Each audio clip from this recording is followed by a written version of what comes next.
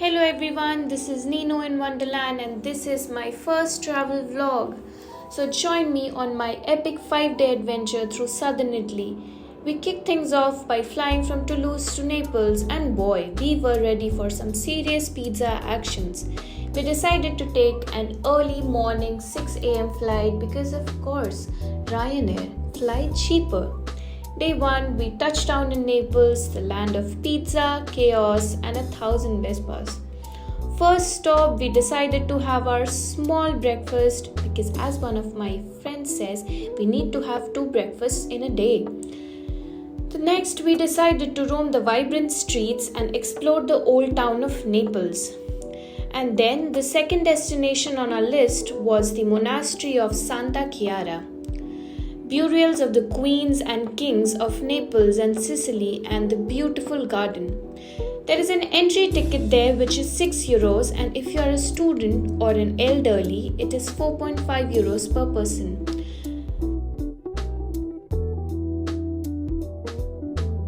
Next, we decided to check out the famous metro station Toledo Art Station. The shining multicolored station deep under Naples is said to be the most beautiful in Europe.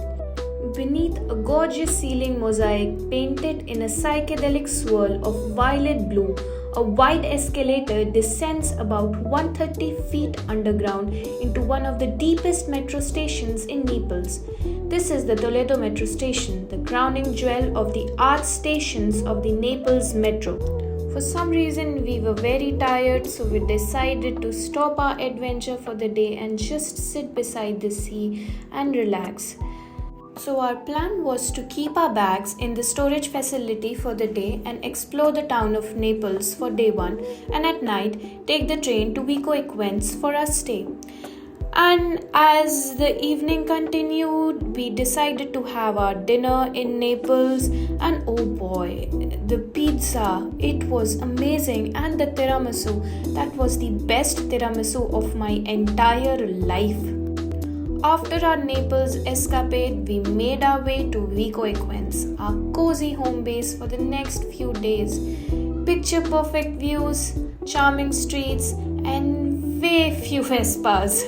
So we decided to stay away from the busy city of Naples and choose the town Vico Equens because it was less crowded and it was closer to Sorrento, which would be our base for the next few days to the Amalfi Coast and the Capri Islands. A tip, it is always better to stay in these small places rather than the big cities like Naples, Amalfi, because it costs less and it is much more connected via the public transport.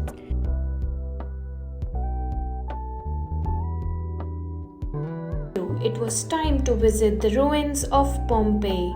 So we decided to take the train from Vico Equens to Pompeii Scavi, which costs us around 4.5 euros per person.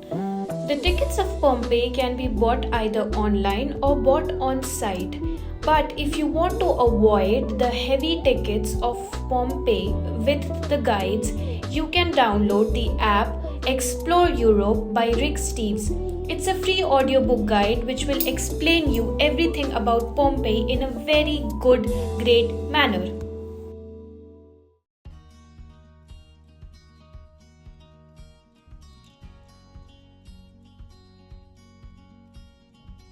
After reaching Pompeii, we obviously were hungry, so we decided to have our lunch first and then go to Pompeii. So we had our lunch in the restaurant called La Gare, which is very famous apparently, and the pizzas there were amazing. You can hear it from my friends. Alright, after lunch it was time to visit the ancient city of Pompeii.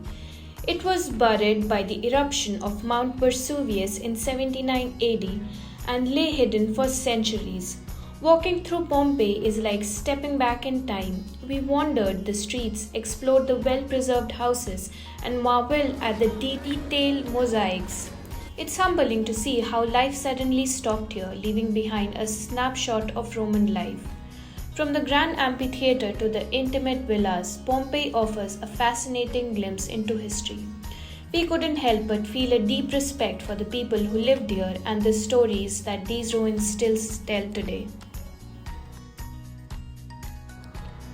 Next up was Sorrento. In the evening, we decided to roam around the streets of Sorrento. Lemons the size of your head, stunning cliffs, and gelato that had us questioning our life choices.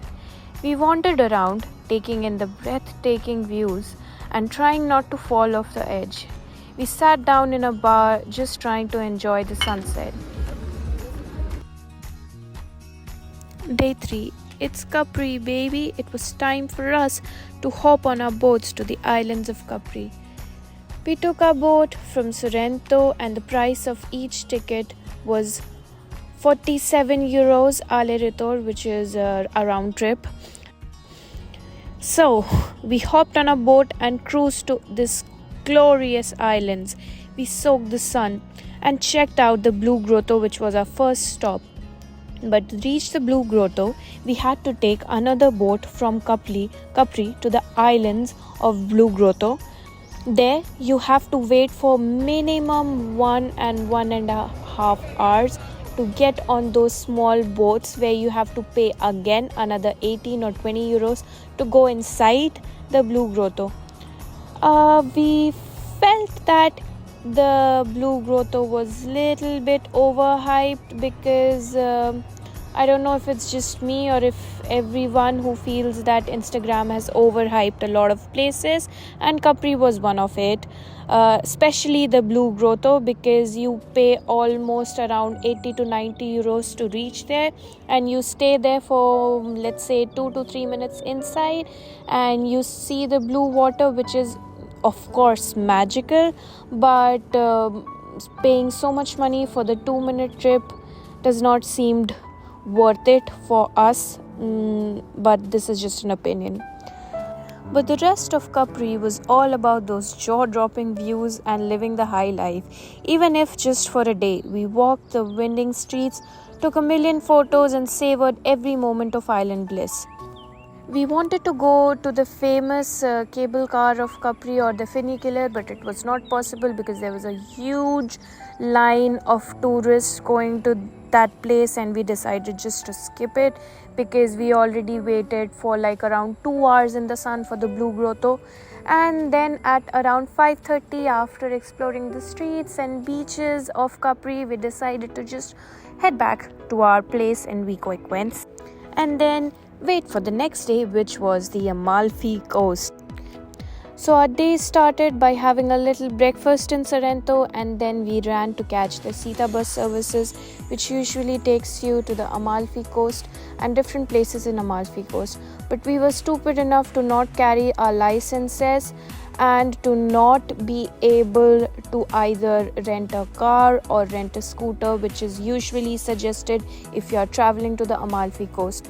So we started at around 12:30 and it took us more than 45 minutes to reach the Amalfi city because there was a lot of traffic and we felt a little bit sick during our travel by the bus, but eventually it was okay because we reached Amalfi, the famous town of the Amalfi Coast. We ventured to this coastal gem where the scenery is straight out of a postcard. We strolled through charming alleyways, visited the stunning Amalfi Cathedral, or as called the Duomo de Amalfi, and of course indulged in more delicious Italian treats because why not?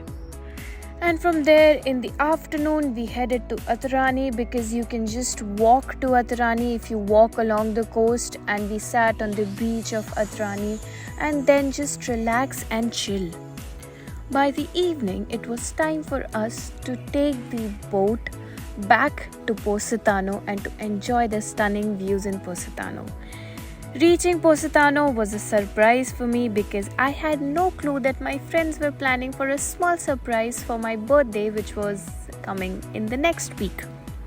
So my friends surprised me with a beautiful cake, and then I celebrated my pre-birthday shenanigans with them, and yes, I was really happy. I forgot to tell you that the boat back from Amalfi to Positano is just amazing.